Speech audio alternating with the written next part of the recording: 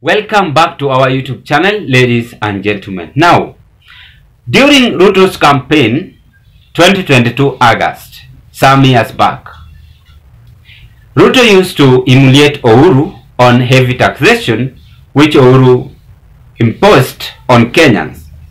And we are all aware of that. Yesterday, in an interview which it was done to by some media group, it was asked about taxation which is now making Kenya to have pain on, about bread and the vehicles. I analyzed that. So Ruto decided to deny it himself and said that let the media to ask the opposition. He pretended that he don't understand who are these people saying that the government have imposed another heavy taxation to Kenyans, as if that is not enough. The same government which is now denying the taxation on Kenyans was now the same government during Uhuru Kenyatta's time, opposing Uhuru with the same people in this government. We recall Kimani Chungwa, we recall Ndini Nyoro, we recall Ruto. During housing levy, Ruto stood and used to campaign with that motion about housing bill, about heavy taxation. So today, I want us to listen to this first video on William Samoei Ruto's campaign first. Then after that, I'm going to display again the second video on yesterday's interview on how Ruto reacted when he was asked the heavy taxation which have been mounted on Kenyans' bill. Reconstructing the fourth administration, President William Ruto and his team opposing the unpopular fuel tax, forcing President Uhuru Kenyatta to approve only 8% tax.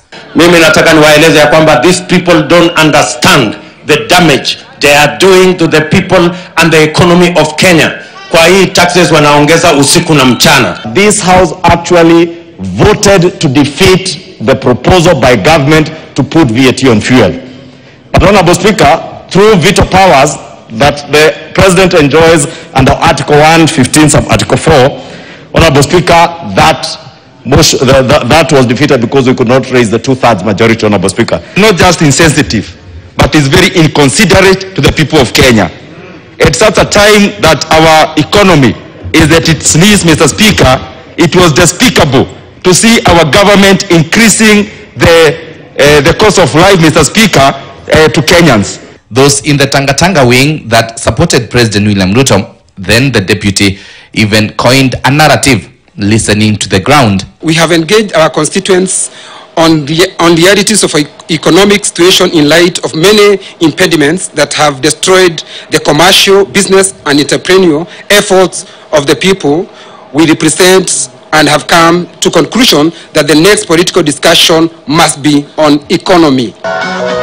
Fast forward to 2023, President Ruto and his team have made a U-turn and approved a proposal in the Finance Bill 2023 to subject petroleum products to 16% VAT, up from the current 8%, and a house levy. Kama nyinyi mnatusaidia kulipa mshahara ya mwalimu, ya daktari, ya MCA, ya mjumbe, ya rais, tukitoa 3% ya pesa yetu ndio hata nyinyi mkue na kazi, iko makosa? Wacheni mchezo hiyo bwana. Kama niko na nyumba kama mimi, sitaki kununua nyumba, hiyo pesa after 7 years naweza pewa nirudishiwe with interest. Wewe kama uko hapa kama askari, county commander, arudishiwe yake. On housing, You've seen the group which was there by that time. Are they not the same group in Kenya Kwanza administration? You've seen Kithure Kindiki, the current CS. You've listened even to Osoro, you've listened even to Kimani Chungwa, you've listened to majority of them, even President Ruto. They went against Uhuru Kenyatta and said that Uhuru Kenyatta is the one making Kenyans to pay heavy taxation by that time. Today, the same person who used to speak during taxation is the president. Now, he lies yesterday to media group when asked heavy taxation, as he blames opposition is the one who knows who have implemented heavy taxation. This is very sad. Let's take a look again and listen to him. Speak to how you made that decision, what trade-offs you've had to consider, and how you think that decision impacts everyday Kenyans today. I think you have been talking to the opposition.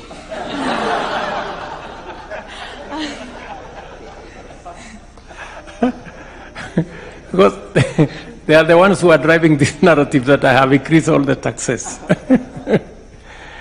Now, you know, the whole principle is that you must live within your means. This has been my message to the people of Kenya. For maybe 12 years, we've been running 8-9% fiscal deficit, you know, which means you're spending money that you're not collecting, and you keep, you know, digging a bigger hole to fill the other one all the time, and now we have a debt. He used to call him as a damage move on economy when the government had implemented this taxation. The truth of the matter, ladies and gentlemen, is that the government cannot run when Kenyans are not paying taxes. But under which circumstances are we to pay tax? We are all aware that Kenyans are the one who had recruited Ruto and his team. Then what about if Kenyans decide to say no, we don't pay tax? Ruto won't be paid. They will not survive even 2 weeks, even 1 month. Because Kenyans are the one who are paying taxes. So I want us to dwell much on Ruto's speech 2022, how he used to campaign, with the same Ruto, the current president, 2024, how he is speaking.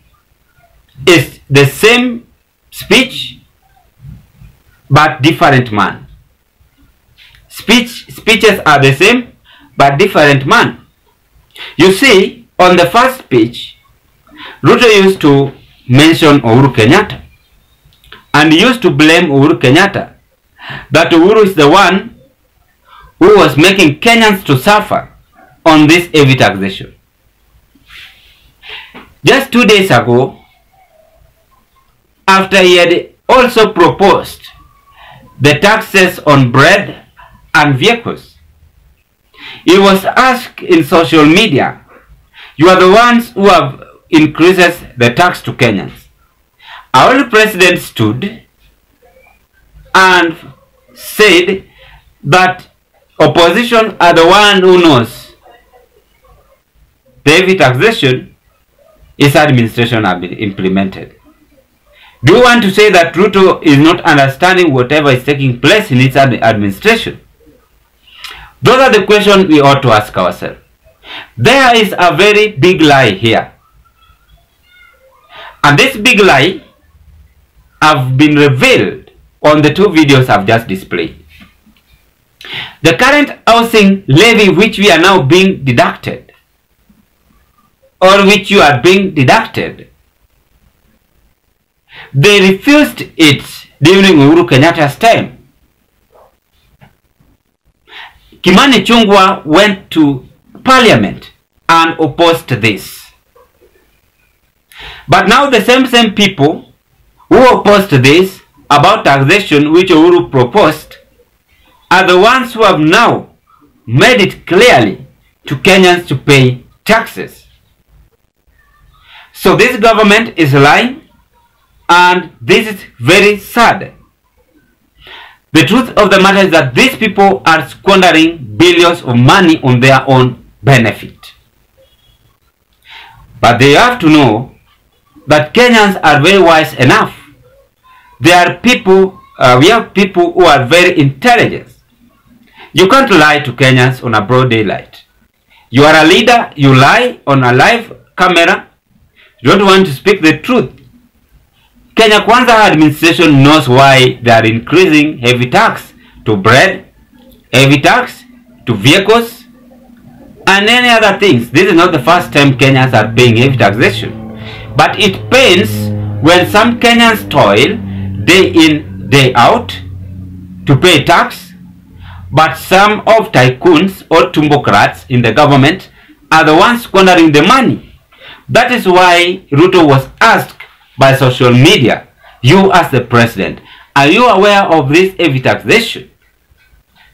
So, a few months ago, we were hearing them blaming Uhuru Kenyatta. Right now, there is no Uhuru Kenyatta's being blamed. They are now blaming opposition. What next?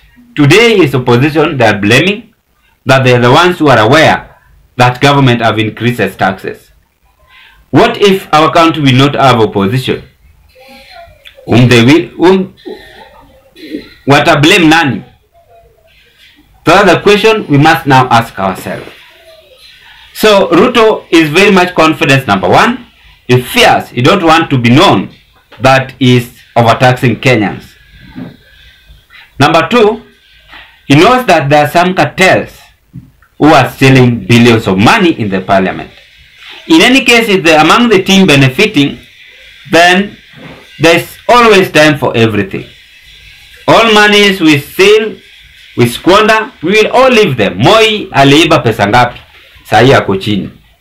When you are a leader, try to leave a legacy, a very best legacy, which can be copied by other people in the society in the near future.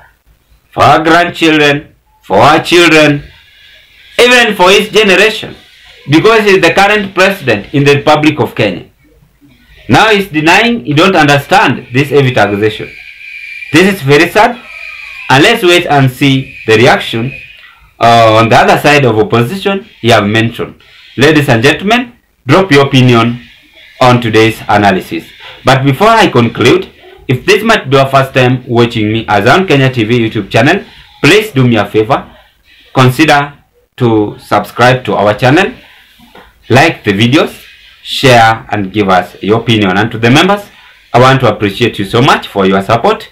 Continue with the same spirit. Bye bye, as we hope to meet on another political discussion.